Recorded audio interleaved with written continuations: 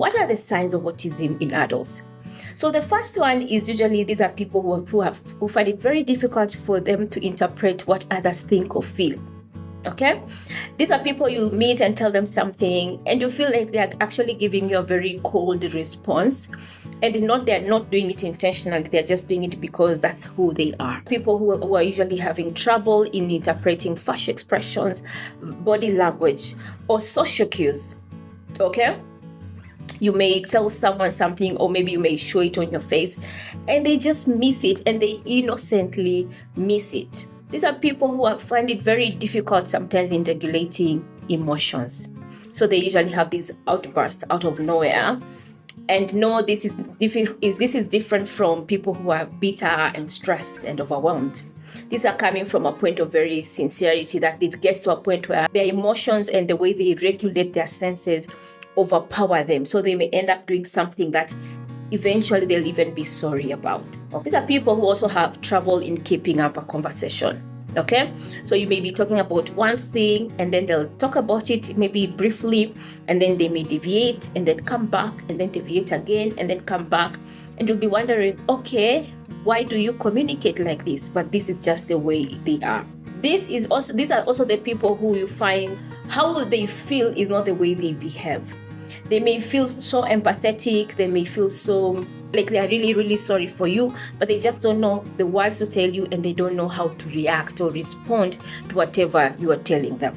Okay, and this has been one of the reasons you find people have been labeled, or some of these people on the spectrum have been labeled to be not being empathetic. And these also are the people who have difficulties in maintaining the natural give and take conversation. So these are people who are most likely to interrupt in your sentences. You find 2 or 3 people talking and they'll jump in, ask whatever they wanted to ask, then leave.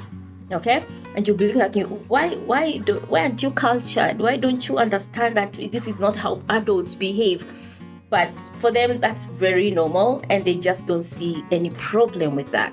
Okay, also these people tell you are people who are very strict in their behaviors, very strict. They have very strict, consistent daily routines. If for any reason you disrupt anything, it completely pushes them out. You find someone even having outbursts simply because the way you arrange their shoes, for instance, the way you arrange, maybe you enter their bedroom and change the way their wardrobe was arranged. You find they have to, disarrange everything and then start putting it back the way it was. These are people who are very repetitive and routine behaviors. For example, these are people who they wake up, put on their shoes, brush their teeth, wash their face, then go for breakfast. If for any reason they wake up and those shoes are not where they're supposed to be, it's going to be very difficult for them to be able to say, okay, let me go brush my teeth and then I'll look for my shoes. And they also have very strong special interests. And it's usually within these interests that you find they usually thrive the most. So for example, you find, if for example someone is very strong in art, you find they become one of the best artists because this is something they can be doing every single day, every single time, and they will not get tired. They will talk about it, they will read about it, they will watch it over and over again. And so they have this capability of hyper focus in that particular thing and being able to perfect it to become even masters in that particular area. It's very difficult to be friends with such a person if you do not have interest in what they're interested in. So you find if they find someone who they share their interest with, they become best of friends, and together they are going to be able to accomplish a lot. So you find most of their friendships are usually based on them sharing their core interests. These are people also you find sometimes they will steam. And steaming means it's the things they do to help themselves regulate. So you find maybe something like this, of hand flaps or tapping their legs on the floor, or sometimes, fidgeting with the pen, anything really. And it doesn't matter if they're in the library, like the most quiet place, or they're outside. They'll always need to have these steaming movements or steaming tools that they'll have to use, because otherwise then you'll find these emotions, these outbursts may may sometimes overpower them, and they may end up behaving in a way that we don't consider to be appropriate. Sometimes you find also there are people who keep on tripping or bumping into things, okay? And people be looking at you like, what exactly is happening, okay? And if you find them in their leisure time, they prefer to be alone. They'll still be doing what they like. Okay, so if you are to enter this person's life, for example, maybe if you are to enter a relationship with this person, be sure to be sharing that interest, because these are not people you can change their mind. So when you're at work, these are people who will always be wondering, how am I supposed to be behaving? Because again, they don't understand these social cues. They don't understand how people are expected me to behave.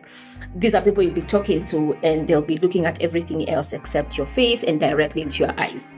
These are people you'll be talking to, and you'll be wondering, why are you talking like a robot? These are people also, for example, again, because of that strictness in their routines, you find maybe for some reason cleaning was done and their desk was also cleaned, and things were moved on their desk, and they'll just throw like a whole mess of why this person had to move their things. And these are also people who keep on noticing patterns, because they have these very strong visual memories, okay? So they enter a place, it's like they take pictures of different things, of different areas. And even the way memory is stored in their minds, it's in picture form, okay, with the details. So anytime you rearrange anything, anytime you move something, you are literally rearranging their memory. You are making their memory get confused, because like, no, this was not supposed to be here, it was supposed to be there, okay? And this is the same reason why even their routines are very, very strict, and that's why it's very difficult for them to be able to say, okay, I've missed my slippers, or I've missed my pen, can I borrow someone a pen? They will not borrow someone a pen. Actually, they'll stop working because they could not find that particular pen where they had left it. It is usually that serious. And then sometimes when you're talking to them and you're so mad and you're so irritated, these are people you'll be looking at you, as I said, they usually sometimes you may think they are not empathetic, they just don't understand, but they usually have this flat effect that they don't know how to react, they just don't know how to respond. They've heard you, they've understood you, but they just don't know what you're expecting them to do or what their response should be. And if you're watching up to this time, please go ahead and subscribe and share it with other people, okay? So if you know of a person, or maybe it's you actually, who fits into some of these things, I would highly recommend that you go see your psychiatrist. Adults who have autism are usually seen by psychiatrists or by developmental psychologists, and there's usually an autism test for adults, and you'll be diagnosed. Maybe it's not autism, maybe it's ADD, maybe it's ADHD, but whatever it is, maybe I think I'll also do a video for adult ADHD, just so that you have an idea of why you are really struggling with the things you're struggling with, and why are people, sometimes you may think people are actually misjudging you, but it's true, the way you behave is not the way they expect you to behave. So for you to be able, I usually find for you to be able to get the appropriate diagnosis, it's usually very, very important, because then it informs other people who are around you, who are in your space, who are in your world, on how they are expected to behave and which support really they can be able to give it to you as you navigate this space of neurodiversity. Okay, I really hope this helps someone. Until then, bye bye and God bless you.